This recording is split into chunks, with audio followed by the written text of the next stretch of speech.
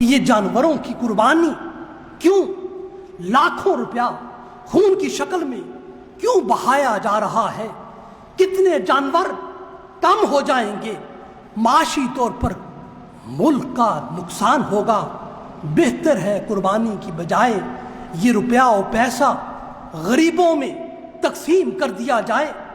لوگ مہنگائی کی وجہ سے اور بھوک کی وجہ سے بل بلا رہے ہیں، اس لیے بہتر یہ ہے کہ قربانی کی ساری رقم غریبوں پر خرچ کر دی جائے۔ ہر انسانی عقل اپنی فہم کے مطابق ہر حکم شرعی کو سوچتی ہے۔ کسی کی سوچ پر کسی قسم کی کوئی قدغن، کوئی پابندی نہیں لگائی جا سکتی، البتہ اسے سمجھایا جا سکتا ہے، اور اس کی سوچ کے سامنے عقلی پہلو کے علاوہ کچھ دینی پہلو ان کو بھی ہونا چاہیے، اور ان کو بھی اس کو اپنی سوچ کے سامنے رکھنا چاہیے، اس لیے کہ دین اسلام ہماری عقل کے تابع نہیں ہے، جبکہ ہماری عقل دین کے تابع ہے۔ اور یہ باتیں ممکن ہیں عقل کے اعتبار سے ہر عقل مند کو اپنی طرف متوجہ کریں، مگر دین یہ کہتا ہے کہ اللہ کے ہر حکم پر عمل کر گزرو، اور اس کے حکم پر عمل کرنے کے لیے اپنی عقل سے ہرگز نہ پوچھو تمہاری عقل کو اللہ کا حکم سمجھ میں آئے یا نہ آئے، تم ہر حال میں اللہ کے حکم کے فرما بردار اور مطیع بن کر رہو۔ دین ہمیں یہ بات بھی سمجھاتا ہے کہ ہر عبادت کے لیے اللہ نے ایک وقت اور ایک حیت مقرر کی ہے۔ جیسا حکم اس عبادت کے لیے ہے ویسا ہی ہر بندے کو اپنی زندگی میں کرنا ہے۔ کوئی عقل پرست ہماری نماز کو دیکھ کر کہہ سکتا ہے کہ نماز پڑھنے کی بجائے اتنا وقت کسی غریب کی مدد میں صرف کر دینا چاہیے۔ اب اسلام نے ان دونوں اعمال کی اپنی اپنی اہمیت برقرار رکھی ہے کہ کوئی عمل دوسرے عمل کا نعم البدل ہرگز نہیں ہو سکتا۔ اسلام کہتا ہے کہ نماز بھی ادا کرو اور غریب کی مدد بھی کرو، ہر فرض کو اس کے مقررہ وقت پر ادا کرو۔ قربانی کا عمل اللہ رب العزت نے انسان کے لیے مشروع کیا ہے، خواہ یہ اس کی عقل میں آئے یا نہ آئے، اس کے باوجود قربانی کے عمل کو ہر حال میں کرنا ہے۔ کسی عقلی اعتراض کی بنا پر ہم اس قربانی کے عمل کو ترک نہیں کر سکتے، اس لیے ہماری ہدایت کا مدار ہماری عقل نہیں ہے بلکہ اللہ کی وحی ہے۔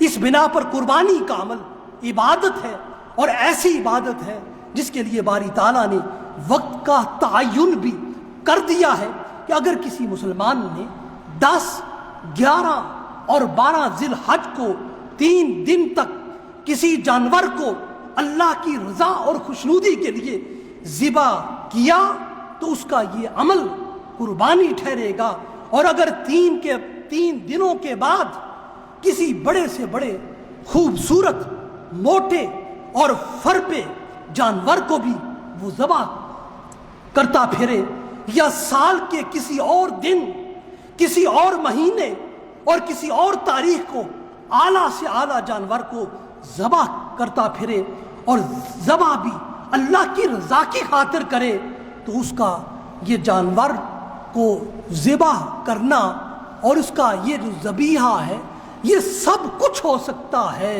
مگر ہرگز یہ قربانی کا عمل نہیں ہو سکتا ہے، اس لیے کہ قربانی کے 3 دن پورے سال میں اللہ نے مقرر کر دیے ہیں۔ ان 3 دنوں کی قید سے ایک مسلمان کو بتایا جا رہا ہے کہ اس عمل میں کچھ بھی نہیں سوائے اللہ کے حکم کی اطاعت کے۔ اس طرح کل دین اللہ اور اس کے رسول کے حکم کی اطاعت اور اتباع کا نام ہے۔ کل دین پر عمل رسول اللہ صلی اللہ علیہ وسلم کی اطاعت میں اور اتباع میں ڈلنا ہے، اور اللہ کے ہر حکم پر سراپا اطاعت بن کر عمل کرنا ہے۔ رسول اللہ صلی اللہ علیہ وسلم کے ہر حکم کو اتباع کی صورت میں اختیار کرنا یہی دین ہے اور یہی دین کی حقیقت ہے۔ حاضرین و ناظرین گرامی قدر، اگر ہم عقل کی بات مان کر قربانی کریں تو عقل تو سرے سے قربانی کے عمل کو جائز ہی نہیں سمجھتی۔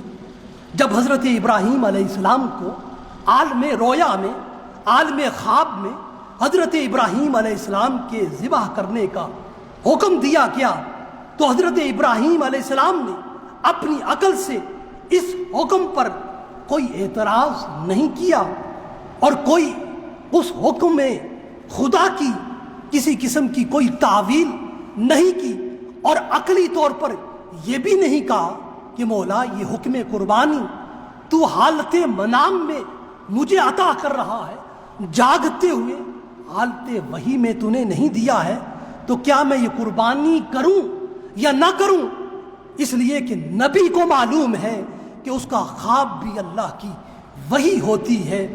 اور جب حضرت ابراہیم علیہ السلام نے اس خواب کا ذکر حضرت اسماعیل علیہ السلام سے کیا تو انہوں نے بھی اس حکم قربانی کی کوئی عقلی توجیہ نہیں کی اور کوئی دنیاوی مصلحت تلاش نہیں کی، اور اس حکم سے پیچھے ہٹنے کی کوئی تعویلی تعبیر نہیں کی۔ دنیا کے سارے انسانوں کی عقل اس حکم کو عقلی طور پر قبول نہیں کرتی کہ کوئی باپ اپنے بیٹے کو خواب میں دیکھے کہ وہ اللہ کی خاطر اس کو ذبح کر رہا ہے اور پھر اس خواب پر وہ عمل درآمد کر گزرے۔ ساری عقول انسانی عقلیں اس کی حکمت پوچھیں گی اور اس کی مصلحتوں کا سوال کریں گی۔ ساری عقول انسانی ایسے باپ کو سمجھائیں گی کہ دنیا کا کوئی قانون اور کوئی نظام اور کوئی اخلاق باپ کو اس طرح اپنے بیٹے کو ذبح کرنے کی اجازت نہیں دیتا ہے۔ یہ عمل سراسر خلاف عقل ہے، یہ عمل میزان عقل کے خلاف ہے اور سرے سے یہ عمل عقل کے میزان پر تلتا ہوا نظر ہی نہیں آتا ہے۔ حاضرین و ناظرین گرامی قدر، قربانی کا یہ عمل تمام انسانوں اور تمام عقل پرستوں کو یہ تصور دیتا ہے کہ اللہ کا حکم ہر چیز پر فائق ہے، اور دین تو سراسر اللہ اور اس کے رسول کے حکم کو ماننے کا نام ہے۔ اس لیے دین کے معاملے میں عقلی گھوڑے دوڑانے کی ضرورت ہرگز نہیں ہے۔ ہماری عقل کو حکم الہی اور حکم رسول کی کوئی حکمت، کوئی مصلحت سمجھ آئے یا نہ آئے، ہمیں دین پر ہر حال میں عمل کرنا ہے۔ قربانی کے عمل میں حاضرین و ناظرین گرامی قدر دو بڑی چیزیں ہر کسی کو نظر آتی ہیں، ایک قربانی کا خون ہے اور دوسرا قربانی کا گوشت ہے۔ فرمایا یہ دونوں چیزیں اللہ کو نہیں پہنچتی، تم گوشت بھی اپنے پاس رکھو، قربانی کے جانور کا خون بھی اپنے پاس رکھو۔ تمہاری اس قربانی میں مخفی جو چیز ہے وہ تقویٰ ہے، وہ تقویٰ ہے جو اس قربانی کے پیچھے کار فرما ہے، اور تمہارے عمل قربانی کے ذریعے فرمایا ہماری بارگاہ سے تمہارے دلوں میں وہ چھپا ہوا تقویٰ پہنچتا ہے۔ اس لیے قربانی کے جانور کے سارے فوائد فرمایا تم اپنی زندگی میں پالو، مگر اس کو ذبح کرتے وقت جو تمہاری نیت ہے، جانور کو ذبح کرتے وقت جو تمہارا ارادہ ہے اور جو تمہارا اخلاص ہے اور جو تمہارا تقویٰ ہے، یہ تمہاری قربانی میں سے یہ جو عمل ہے یہی ہماری بارگاہ میں پہنچنے والا ہے۔ اس لیے قربانی کرتے وقت ہر قربانی دینے والے کو کسی چیز کو اللہ کی بارگاہ میں کس چیز کو اللہ کی بارگاہ میں پہنچانا ہے، اس کا صریح اعلان قرآن نے سورہ الحج کی آیت نمبر 37 میں یوں کیا ہے۔ ارشاد فرمایا لن ینال اللہ لحومھا ولا دماؤھا ولکن ینالہ التقوی منکم۔ فرمایا اللہ کے ہاں ان جانوروں کے گوشت اور ان کے خون نہیں پہنچتے ہیں، البتہ تمہاری طرف سے پرہیزگاری تقویٰ اللہ کی بارگاہ میں پہنچتا ہے۔ حاضرین و ناظرین گرامی قدر، اب اس آیہ کریمہ کے ذریعے ہمیں جاننا ہے کہ قربانی کی قبولیت کا انحصار خون بہانے اور گوشت کھانے میں نہیں ہے، بلکہ اللہ کے حضور اپنے تقویٰ کو پہنچانے میں ہے۔ آخر یہ تقویٰ کیا ہے؟ تقویٰ نیکی کے محرک کا نام ہے۔ ایک اچھا انسان اس دنیا میں ہر عمل میں نیکی اور بدی، منفعت اور مضرت کے پہلو اپنے سامنے رکھ کر اس عمل کو کرتا ہے۔ انسان اس فعل کو بد اور برا کہتا ہے جو اس کی ذات کو نقصان دے، اور اس فعل کو نیک کہتا ہے جو اس کی ذات کو فائدہ دے۔ نیکی اور بدی کے فعل کے تعین میں اپنی ذات کے فائدے اور نقصان کا پہلو پایا جاتا ہے۔ نیکی انسان کو اس وقت مطلوب ہوتی ہے جب اس کی تہ میں کوئی منفعت کا پہلو مضمر ہوتا ہے، اور بدی بذات خود قابل اعتراض نہیں ہوتی یہاں تک کہ اس کے باطن میں کوئی نقصان کا پہلو ہوتا ہے۔ اب نیکی اور بدی کے اس تصور کو ہمیں ایک معیار پر استوار کرنا ہے۔ یہ تصور مادیت اور نفسانیت سے پاک ہونا ضروری ہے، تبھی ایک نیک عمل انسان کی نگاہوں کا مرکز ہوگا، اور برا عمل منفعتوں کے باوجود اپنے نقصان کو ظاہر کرے تو اس کا طریقہ یہ ہے، ہر عمل کو دنیاوی منفعتوں اور دنیاوی نقصان کے تناظر میں نہ دیکھا جائے، بلکہ اسے اللہ کی رضا اور خوشنودی کے تناظر میں دیکھا بھی جائے اور کیا بھی جائے، تو یہی عمل انسان کا تقویٰ بن جائے گا۔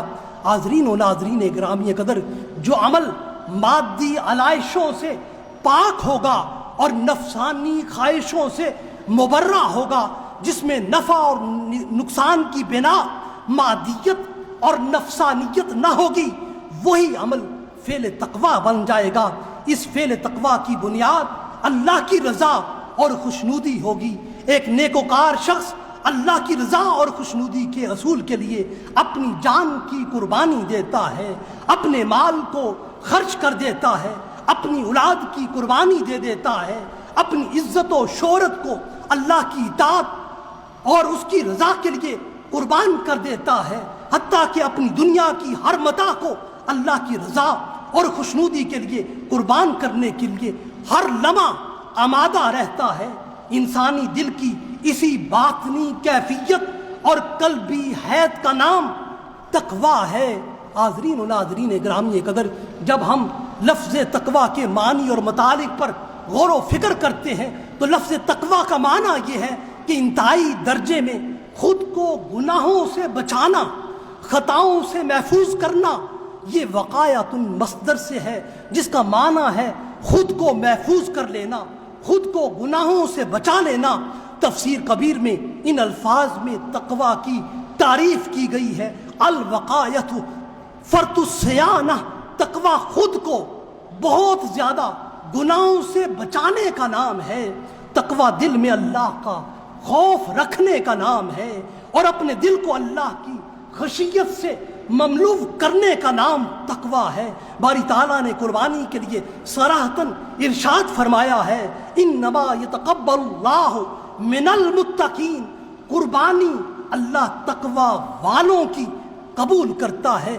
اب اس آیا کریمہ میں تقویٰ کا جو مفہوم بیان کیا گیا ہے، تقویٰ اپنے دلوں میں پیدا کرنا ہر مسلمان کی ذمہ داری ہے۔ حضرت عمر فاروق رضی اللہ تعالی عنہ نے ایک موقع پر حضرت ابی بن کعب سے تقویٰ کے بارے میں سوال کیا، تو حضرت ابی بن کعب نے تقویٰ کو ایک مثال کے ذریعے انہیں سمجھایا۔ کہا، آپ نے کبھی کسی خاردار راستے میں چلنے کا موقع میسر آیا ہے؟ تو حضرت عمر فاروق نے ہاں میں جواب دیا۔ تو حضرت ابی بن کعب نے مزید سوال کیا، ایسے راستے سے گزرتے ہوئے آپ کا عمل مبارک کیا ہوتا ہے؟ تو حضرت عمر فاروق نے جواب دیا، ایسے موقع پر میں اپنے دامن کو سمیٹ لیتا ہوں اور انتہائی احتیاط سے کام لیتے ہوئے چلتا ہوں، تشمرت و حضرت. حضرت ابی بن کعب نے کہا آپ کے اسی عمل کا نام تقویٰ ہے. حاضرین و ناظرین گرامی قدر، حقیقت یہ ہے کہ یہ دنیا ایک راہ گزر ہے جو خاردار جھاڑیوں سے گری اور بھری ہوئی ہے، اور ہر طرف یہ خاردار جھاڑیاں ہیں، اور یہ جھاڑیاں انسانی زندگی میں ہر انسان کی خواہشات کی صورت میں ہے، اور اس نفس کی لغزشات کی صورت میں ہے، اور اس کے ارد گرد پھیلے ہوئے خوش نما گناہوں اور معصیات کی صورت میں یہ جھاڑیاں ہیں جو ہر لمحہ انسان کے دامن عمل سے لپٹنے کے لیے اور اسے صراط مستقیم سے بھٹکانے کے لیے یہ تیار رہتی ہیں، اور اس کی شیطانی خواہشات اس انسان کے دامن طہارت کو داغدار کرتی رہتی ہیں، اور یہ ساری چیزیں انسان کو تقویٰ کے خلاف لے جاتی ہیں اور اسے خدا کا نافرمان بنا دیتی ہیں، اور اس کی بندگی کو گناہوں سے آلودہ کر کے اسیاں شعار بنا دیتی ہیں۔ حاضرین و ناظرین گرامی قدر، انسانی زندگی کے سارے گناہوں کا مقابلہ جس قوت سے انسان ایک مسلمان کرتا ہے، اس قوت کا نام تقویٰ ہے۔ اس لیے امام قرطبی فرماتے ہیں تقویٰ ایک ایسا جامع لفظ ہے جو خیر کی تمام قوتوں اور تمام باتوں کو مشتمل ہے۔ تقویٰ کی بڑی جامع اور بڑی خوبصورت تعریف شیخ ابو یزید بستامی بیان کرتے ہیں، من اذا قال قال اللہ ومن اذا عمل عمل للہ۔ متقی وہ شخص ہے جو کچھ کہے وہ اللہ کی خاطر کہے، جو کچھ کرے اللہ کی خاطر کرے۔ تقویٰ کے خلق سے انسان کو ایمان کی نعمت ملتی ہے اور اس کا اللہ کی ذات پر یقین بڑھتا ہے، اور یہ یقین ہی انسان کی زندگی کا حقیقی سرمایہ ہے، اور اسی کو ایمان کہتے ہیں جو تقویٰ کے ذریعے میسر آتا ہے۔ تقویٰ کے ذریعے حاصل ہونے والا ایمان انسان کی زندگی میں ایک انقلاب انگیز قوت کا نام ہے۔ یہ ایمان انسان کی فکر و نظر کو بدل کر رکھ دیتا ہے، یہ ایمان انسان کو ہر گناہ سے روک دیتا ہے اور اپنے حامل کو صاحب کردار بنا دیتا ہے۔ اسی طرح یہ تقویٰ کی نعمت جب انسان کو میسر آتی ہے تو وہ اقامت صلاۃ کا پابند ہو جاتا ہے، اپنے آپ کو خدا کے سامنے بچھا دیتا ہے اور خود کو اس کے حضور جھکا دیتا ہے، اور اس کی بندگی کو اپنی زندگی کی پہچان بنا لیتا ہے۔ تقویٰ کی صفت جب انسان میں پیدا ہوتی ہے تو یہ اس کو عمل انفاق پر کاربند کر دیتی ہے۔ اہل تقویٰ کو جو بھی نعمتیں رزق ملتی ہے وہ اس کا ایک حصہ اللہ کی راہ میں کھلے دل کے ساتھ خرچ کرتے ہیں۔ اہل تقویٰ جب بھی اللہ ان کو رزق کی نعمت عطا کرتا ہے تو وہ رزق کو اللہ کی بارگاہ میں کھلے دل کے ساتھ خرچ کرتے ہیں، اور اس دنیا کی چیزوں میں سے جو چیز دامن دل کو بہت زیادہ اپنی طرف کھینچتی ہے اور اپنی طرف فریفتہ کرتی ہے وہ دنیاوی مال و دولت ہے، جس کے لیے قرآن نے کہا کہ انسان اس مال سے حباً جما شدید محبت کرتا ہے۔ بے پناہ محبت انسان مال و دولت سے کرتا ہے، حد سے زیادہ محبت کرتا ہے۔ مال کی حرص انسان کو خدا سے بے پرواہ کرتی ہے، بے نیاز کرتی ہے، متکبر کرتی ہے، اور اس دولت کا نشہ انسان کو کبر میں اور غرور کی وادی میں لے جاتا ہے، اور یہی کبر و غرور دین اور اخلاق کے لیے قاتل بن جاتا ہے۔ مال کی کثرت سے انسان کے اندر خود غرضی پیدا ہوتی ہے، ایثار کا جذبہ ختم ہو جاتا ہے، دیگر لوگوں کے حقوق کو انسان اپنے اوپر بوجھ تصور کرنے لگتا ہے۔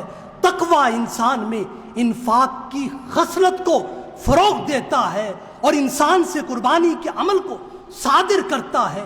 انفاق کے ذریعے انسان معاشرے کے ناداروں مفلسوں کی حاجتوں اور ضرورتوں کو پورا کرنے والا ہو جاتا ہے۔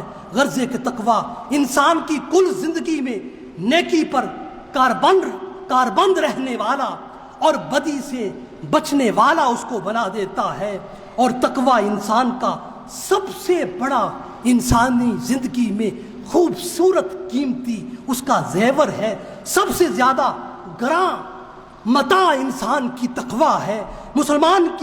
مسلمان تقوی کی دولت کے بغیر ایک لاشائے بے جان ہے۔ جس طرح دریا و سمندر پانی کے بغیر وہ دریا و سمندر ہرگز نہیں ہو سکتے بلکہ وہ ایک بیاباں ہوتے ہیں، اسی طرح جس انسانی دل کے اندر، جس مسلمان کے دل کے اندر تقوی کا گلشن آباد نہ ہو، وہ دل ویراں ہے، وہ بنجر زمین کی طرح ہے۔ حاضرین و ناظرین گرامی قدر، تقوی کا لفظ قرآن حکیم میں مختلف معنی میں استعمال ہوا ہے۔ ان میں سے ایک معنی اللہ کا خوف اپنے دل کے اندر رکھنا ہے اور اس کی خشیت کو اپنے قلب میں ہمیشہ قائم رکھنا تقوی ہے۔ اس معنی کے حوالے سے قرآن بیان کرتا ہے، یا ایھا الناس اتقوا ربکم، ہے لوگو اللہ سے ڈرا کرو۔ کبھی قرآن تقوی کے لفظ کو معاصی اور گناہوں سے بچنے کے معنی میں استعمال کرتا ہے۔ ارشاد فرمایا وَلَكِنَّ الْبِرَّ مَنِ اتَّقَىٰ، فرمایا نیکی والا اور گناہوں سے بچنے والا وہ ہے جو متقی ہے۔ کبھی تقوی کا لفظ توحید کے معنی میں قرآن استعمال کرتا ہے۔ سورہ الحجرات میں ارشاد فرمایا اولئک الذین امتحن اللہ قلوبہم للتقوی، یہی وہ لوگ ہیں جن کے دلوں کو اللہ نے توحید و تقوی اور پرہیزگاری کے لیے چن لیا ہے۔ کبھی یہ لفظ تقوی عمل میں اخلاص کے لیے اور نیت میں خلوص کے لیے استعمال ہوا ہے۔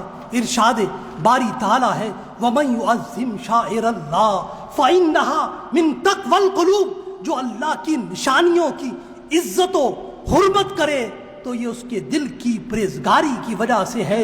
مختصر یہ کہ تقوی کی کیفیت انسان کے اندر وہ قوت اور وہ طاقت پیدا کرتی ہے جو ایک عام انسان کو سچا انسان بنا دیتی ہے، پکا مسلمان بنا دیتی ہے، جس کے باعث انسان دین اور شریعت اور ہدایت اور صراط مستقیم پر گامزن ہو جاتا ہے۔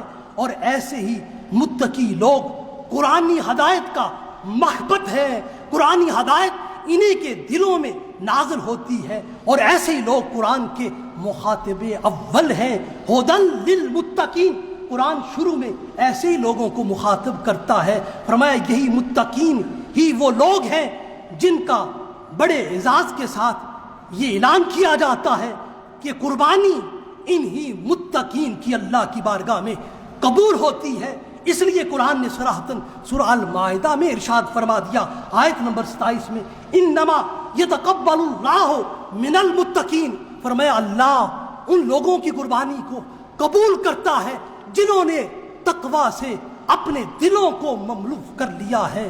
حاضرین و ناظرین گرامی قدر، یہ 10 ذی الحجہ کے روز کا یہ قربانی کا عمل اس دن کا سب سے بڑا عمل ہے، سب سے عظیم عمل ہے اور سب سے محبوب عمل ہے جو اللہ کو اس دن سب سے زیادہ پسندیدہ ہے، وہ قربانی کا عمل ہے۔ انسان کے اس عمل قربانی کی بنا پر ہر حال میں اس کی بنا اور اس کی بنیاد ہر حال میں تقوی ہونی چاہیے۔ انسان قربانی دے تقوی کی بنا پر دے، اللہ کے خوف، اللہ کی خشیت اور اللہ کی رضا کی خاطر، دنیا کی دکھاوے کے لیے نہیں، ریا کے لیے نہیں، دنیا کو بتانے کے لیے قربانی ہرگز نہیں دینی۔ انسان کے وجود سے طرح طرح کے اعمال صادر ہوتے رہتے ہیں، کسی عمل سے انسان کے گناہ معاف ہوتے ہیں، کسی عمل کے باعث انسان حسد سے، غیبت سے، تکبر سے، رعونت سے بچتا ہے، اور کسی عمل سے انسان کی طبیعت میں سخاوت اور فیاضی کا مادہ پیدا ہوتا ہے۔ ہر عمل انسان کے نفس، اس کی روح، اس کے قلب و باطن میں ایک خاص اثر پیدا کرتا ہے۔ نماز کا عمل انسان کے اندر اللہ کی معرفت اور اس کی قربت پیدا کرتا ہے۔ نماز میں سجدے کا عمل انسان کے اندر بہت زیادہ اللہ کی قربت پیدا کرتا ہے۔ اسی طرح عید الاضحیٰ کے موقع پر قربانی کا عمل انسان کے اندر اللہ کی بہت زیادہ قربت پیدا کرتا ہے، اور یہ قربانی کا عمل انسان کو تقرب اللہ کی منزل پر فائز کرتا ہے۔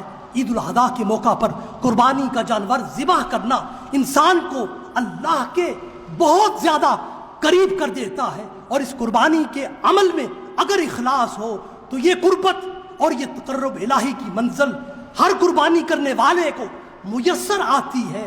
ہمارے عمل قربانی کی نتیجہ خیزی اس وقت یقینی ہو جاتی ہے جب اس عمل قربانی کے پیچھے حسن نیت کار فرما ہو۔ قربانی کا عمل ہر انسان سے دو طرح سے صادر ہوتا ہے، ایک اپنی حیت و حالت کے ساتھ اور دوسرا اپنی روح اور حسن نیت کے ساتھ۔ پہلی صورت کا تعلق ظاہری شکل و صورت اور حیت و حالت کے ساتھ ہے۔ ہر عمل کی قبولیت کا مدار ظاہری حیت پر نہیں بلکہ اس میں کار فرما باطنی نیت پر ہوتا ہے۔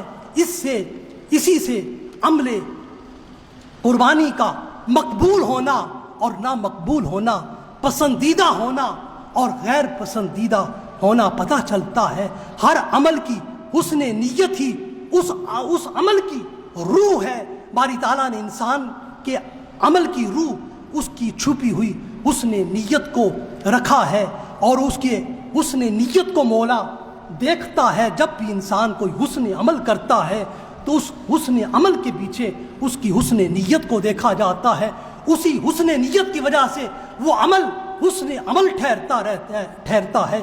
اس لیے رسول اللہ صلی اللہ علیہ وسلم نے ارشاد فرمایا، ان اللہ لا ينظر الى صورکم ولا الى اموالکم ولکن ينظر الى اعمالکم وقلوبکم، رواہ مسلم۔ باری تعالیٰ نے فرمایا تمہاری صورتوں کو اور تمہارے مالوں کو وہ نہیں دیکھتا ہے بلکہ وہ تمہارے اعمال کو اور تمہارے قلوب کو دیکھتا ہے۔ صحیح بخاری میں فرمایا کہ باری تعالیٰ تمہارے دلوں کو اور تمہارے عملوں کو دیکھنے والا ہے۔ حاضرین و ناظرین گرامی قدر، عمل میں حسن نیت یا اس کی روح کیا ہوتی ہے، اس کو بطور تمثیل ہم یوں سمجھ سکتے ہیں، ایک پتھر راستے میں پڑا ہوا ہے، اب اس کو راستے سے دور کرنے والے دو شخص ہیں اور دونوں کی نیت جدا جدا ہے، اور ان دونوں کی جدا نیت ہی اس عمل کی قبولیت اور عدم قبولیت کو متعین کر دے گی۔ ایک شخص نے راستے میں پڑے ہوئے پتھر کو اس نیت سے ہٹایا کہ اس پتھر کے نیچے کوئی خزانہ پڑا ہوا ہے، اور دوسرے شخص نے اس پتھر کو اس لیے راستے سے ہٹایا کہ یہ کسی کے لیے ٹھوکر کا باعث نہ بنے۔ اور اب عمل میں کارفرما نیت اس عمل کی جہت اور رخ کو متعین کرتی ہے۔ عمل میں مخفی نیت کو کسی ظاہری آنکھ سے نہیں دیکھا جا سکتا۔ اب ان دونوں افراد کا عمل ایک ہے، دیکھنے والے کو عمل ایک ہی نظر آتا ہے، مگر دونوں کے عمل کے پیچھے نیت جدا جدا تھی۔ اس نیت نے نتائج کے اعتبار سے اور اجر و ثواب کے حوالے سے زمین و آسمان کا فرق پیدا کر دیا۔ حسن نیت عمل کو ثمر آور کرتی ہے، بری نیت عمل کو اجر سے محروم کرتی ہے۔ ہمیشہ حسن نیت اور اخلاص والا عمل ہی قرب الہی کا ذریعہ بنتا ہے، جبکہ دکھلاوے اور ریاکاری کا عمل انسان کے عمل کو اجر و جزا سے محروم کر دیتا ہے۔ باری تعالیٰ ان لوگوں کی قربانی کو قبول کرتا ہے جن کے دلوں میں تقویٰ ہوتا ہے اور جن کے دلوں میں دوسروں کے لیے حسد و بغض اور عناد نہیں ہوتا ہے، جو اپنا تن من دہن اور اپنی جان کو اللہ کی حضور پیش کر دیتے ہیں اور ہر حال میں اس کی رضا کے طالب رہتے ہیں۔ ایسے لوگوں کے اعمال ہی سند قبولیت سے نوازے جاتے ہیں، ان لوگوں کو ہی حسن نیت کا پھل ملتا ہے۔ قرآن ہر مسلمان کو حسن نیت اور حسن عمل کی تلقین کرتا ہے۔ قربانی کے موقع پر باری تعالیٰ قربانی کے جانور کی جسامت اور مالیت کو نہیں دیکھتا، بلکہ وہ قربانی کرنے والے کے شخص کی دل کی حالت کو دیکھتا ہے کہ اس قربانی کے عمل میں اس کی کیا نیت کار فرما ہے۔ کیا یہ کوئی مادی منفعت چاہتا ہے یا محض نمود و نمائش چاہتا ہے، یا اس قربانی کے ذریعے وہ صرف اللہ کی رضا چاہتا ہے؟ تو وہ قربانی جس کی اساس تقویٰ پر ہوتی ہے اس کو رب قبول کر لیتا ہے۔ اور یہ بات تمام تر دلائل سے اچھی طرح واضح ہو گئی کہ قربانی کے عمل میں بنیادی اہمیت حسن نیت اور حسن عمل ہے، جو تقویٰ کی صورت میں انسان کے عمل میں پنہاں ہوتی ہے۔ حاضرین و ناظرین گرامی قدر، خلاصہ کلام کی طرف بڑھتے ہوئے عرض کروں، انسانی حیات ساری کی ساری قربانی سے مستعار ہے۔ ہر انسان اپنی زندگی میں قربانیوں کی ایک لازوال داستان رکھتا ہے۔ انسانی زندگی کا ہر شعبہ، ہر ذمہ داری، ہر منصب، ہر عہدہ قربانی مانگتا ہے۔ رب کی بندگی بھی قربانی کا نام ہے۔ اللہ کے جملہ احکام کی فرما برداری قربانی سے عبارت ہے۔ رسول اللہ کے احکام و تعلیمات، سیرت اسوہ حسنہ کی پیروی بھی قربانی کا تقاضا کرتی ہے۔ اسلام کی جملہ تعلیمات انسان سے قربانی چاہتی ہیں۔ انسانی زندگی اور انسانی جان سراپا قربانیوں کا نام ہے۔ باپ کا وجود انسان کے لیے ہر پل اور ہر لمحہ اپنے دامن میں قربانیاں ہی قربانیاں رکھتا ہے۔ ایک انسان کی انسانیت سازی کے لیے اس کا سارا خاندان قربانی دیتا ہے۔ اسی طرح معاشرہ اپنے عظیم افراد کے لیے قربانیاں دیتا ہے، اور ہر عظیم انسان اپنے معاشرے کے لیے بہت بڑی قربانی دیتا ہے۔ یوں کل انسانیت اپنی تمام تر اکائیوں کے لیے قربانی دیتی ہے، اور ایک فرد اور ان تمام تر قربانیوں کے عمل سے گزر کر ثمر آور ہوتا ہے، معاشرے کے لیے کارآمد ہوتا ہے۔ انسانی زندگی میں قربانیوں کا یہ عمل تمام انسانی خطوں میں تسلسل کے ساتھ جاری و ساری ہے۔ جو فرد جتنی زیادہ قربانی دیتا ہے اسی قدر وہ قیمتی ہوتا چلا جاتا ہے۔ انسانی قربانیوں کے اعتبار سے دو طرح کے انسان معاشرے میں پائے جاتے ہیں۔ ایک وہ لوگ جن کی کل حیات قربانیوں سے مزین ہوتی ہے، وہ اپنی آنے والی نسلوں کے لیے اپنی زندگی کو داؤ پر لگا دیتے ہیں۔ یہ لوگ انسانوں کے لیے محسن ہوتے ہیں، جن کے باعث انسانی نسل اس کرۂ ارض پر خوب افزائش کرتی ہے۔ دوسرا طبقہ وہ ہے جو اپنی قربانی کی قیمت پورے انسانی معاشرے سے وصول کرتا ہے۔ یہ طبقہ اپنی مسکراہٹ کے دام تک بھی وصول کرتا ہے، اور یہ طبقہ اپنا تمام وقت اور اپنی تمام صلاحیتیں بازار میں لا کر زرِ تجارت لیتا ہے۔ جو شخص اور ادارہ ان کی قابلیت کی اچھی بولی دیتا ہے، یہ خود کو ان کو بیچ دیتے ہیں۔ یہ طبقہ فی الحقیقت کوئی قربانی نہیں دیتا، بلکہ اپنی خاطر کل انسانوں کی قربانی لے لیتا ہے۔ یہ استحصالی طبقہ ہے اور اپنے مفاد کی خاطر انسانیت کا سودا کر لیتا ہے۔ حاضرین و ناظرین گرامی قدر، انبیاء علیہ السلام کا تعلق پہلے انسانی طبقے سے رہا ہے۔ یہ انبیاء و رسل ہمیشہ انسانوں کے محسن رہے ہیں۔ انہوں نے انسانیت کے لیے بے پناہ قربانیاں دی ہیں، اور ان قربانیوں کا کچھ بھی صلہ انہوں نے انسانوں سے ہرگز نہیں مانگا ہے۔ قرآن بار بار ان انبیاء کے اقوال کو نقل کرتا ہے، اور یہ ہمیشہ انسانوں کو یہی کہتے رہے ہیں کہ میں اپنے اس عمل کا اجر تم سے نہیں مانگتا ہوں، اور فرمایا کہ میں تم سے کسی قسم کے بدلے کا، کسی معاوضے کا تقاضا نہیں کرتا۔ میرا بدلہ، میرا اجر میرے اللہ کے پاس ہے۔ انبیاء علیہ السلام کے توسل سے جو طرز زندگی انسانوں کو میسر آتی ہے وہ بھی سراسر قربانی سے عبارت ہے۔ دن میں 5 اوقات صلاۃ بھی انسان سے قربانی کا، وقت کی قربانی کا تقاضا کرتے ہیں۔ سال میں 1 مرتبہ اپنے مال سے زکوٰۃ دینے کا عمل بھی قربانی کا تقاضا کرتا ہے۔ عمر بھر 1 مرتبہ حج کے لیے جانا، اپنی جان کو آرام سے محروم کرنا بھی قربانی کا تقاضا کرتا ہے، اور اپنے حج میں اپنے مال کی قربانی دی جاتی ہے، اپنے وقت کی قربانی دی جاتی ہے، اور اپنے ملک اور خطے میں رہتے ہوئے معاشرے کی برائیوں کے خلاف جہاد کر کے انسان دوسروں سے، ظالموں سے مزاحم ہونے کی، اپنی وقت کی اور اپنی طاقت کی قربانی دیتا ہے، اور زندگی میں ہر مشکل پر صبر کی قربانی دینا پڑتی ہے۔ انسانی رویوں کے خلاف بدلہ نہ لینے کی قربانی دینا پڑتی ہے، دشمن سے انتقام نہ لینے کی قربانی دینا پڑتی ہے، اور دوسروں کی زیادتی پر اپنی انا کی قربانی دینا پڑتی ہے، اپنے ایمانی موقف پر ڈٹے رہنے کی قربانی دینا پڑتی ہے، اور دوسروں کو برداشت کرنے کی قربانی دینا پڑتی ہے۔ اور انہی قربانیوں میں سے ایک سالانہ ذبیحہ کی قربانی ہے۔ شریعت اسلامی نے صاحب نصاب شخص پر سال میں 1 مرتبہ قربانی کو واجب ٹھہرایا ہے۔ یہ قربانی 10، 11 اور 12 ذی الحج کو ادا ہوتی ہے، اور یہ قربانی ہم حضرت ابراہیم اور حضرت اسماعیل علیہ السلام کی روشن روش کے مطابق سنت ابراہیمی کی یاد میں ادا کرتے ہیں۔ حضرت ابراہیم خواب میں دیکھتے ہیں وہ کہ وہ اپنی انتہائی پیاری چیز اپنا بیٹا اللہ کی راہ میں قربان کر رہے ہیں۔ نبی کا خواب بھی وہی ہوتا ہے، اس لیے وہ اللہ کا براہ راست حکم ہوتا ہے۔ حضرت ابراہیم علیہ السلام نے اپنی پیاری چیز اپنا بیٹا اللہ کی راہ میں قربان کرنے کا ارادہ کر لیا۔ اپنی زوجہ محترمہ حضرت ہاجرہ علیہ السلام سے فرمایا کہ بیٹے کو تیار کر دیں، کہیں جانا ہے۔ باپ اور بیٹا مکہ کی وادی سے نکلے، منا کے میدان کی طرف آ گئے۔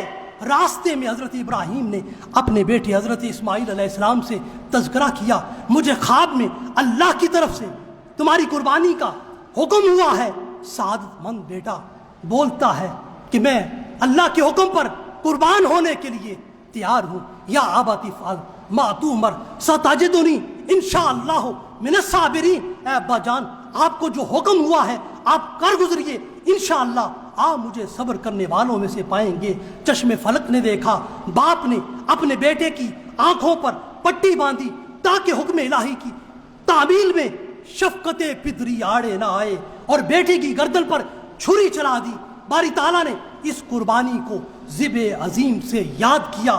حضرت اسماعیل علیہ السلام کی جگہ جنت سے ایک مینڈا بھیج دیا، جس کو حضرت اسماعیل علیہ السلام کی جگہ ذبح کیا گیا، اور اس عمل کو اس طرح اللہ رب العزت نے اپنی بارگاہ میں ذبح عظیم قرار دیا۔ اور یہ ہر سال مسلمان عید الاضحیٰ کے موقع پر یہ قربانی کا عمل دیتے ہیں، اور عید الاضحیٰ کے موقع پر قربانی کا عمل ہمیں سنت ابراہیمی کی یاد میں یہ چیز باور کراتا ہے کہ ہم اپنی خواہشات کو رسول اللہ صلی اللہ علیہ وسلم کی تعلیمات کے تابع کر دیں۔ عید کے دن کسی جانور کی گردن پر چھری چلانا در حقیقت اپنی ناجائز خواہشات پر چھری چلانا ہے، اپنے نفس کو اللہ کے احکام کے تابع کرنا ہے، اپنے من کو اللہ کے تقوی سے مملوف کرنا ہے، اپنی ناجائز نفسانی خواہشات کو رضا کی چھری سے ذبح کرنا ہے۔ ہماری عملی انسانی زندگی قدم قدم پر ہم سے قربانی مانگتی ہے، اور یہی انسانی زندگی میں وہ سب سے بڑا سبق ہے اور سب سے بڑا فلسفہ ہے جو حضرت اسماعیل علیہ السلام کی تعلیم و تربیت اور ان کی عملی زندگی کی حقیقت سے عیاں ہوتا ہے، جسے اقبال نے یوں خراج تحسین پیش کیا ہے: یہ فیضان نظر تھا یا کہ مکتب کی کرامت تھی، یہ فیضان نظر تھا یا کہ مکتب کی کرامت تھی، سکھائے کس نے اسماعیل کو آداب فرزندی، سکھائے کس نے اسماعیل کو آداب فرزندی۔ وآخر دعوانا الحمدللہ رب العالمین۔